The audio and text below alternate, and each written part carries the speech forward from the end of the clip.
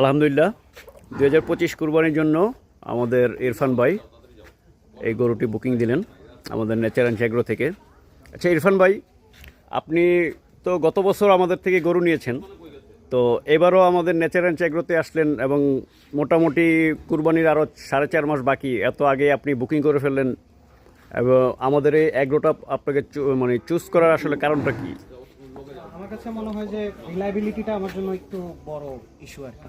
যেমন বাংলাদেশে তো আরও অনেক অ্যাগ্রোই আছে, অথবা যদি মানুষ অ্যাগ্রো থেকে নাও নেয়, হাট থেকে নেয়, ওখানে দেখা যাচ্ছে দাম দিচ্ছি ঠিকই, কিন্তু দেখা যাচ্ছে যে কোয়ালিটি অথবা রিলায়েবিলিটি যে ব্যাপারটা, যে না আমি যে কোরবানি পশুটা নিচ্ছি এটা সব দিক দিয়ে ওকে আছে, এই রিলায়েবিলিটিটা আসলে এখন পাওয়াটা খুব মুশকিল।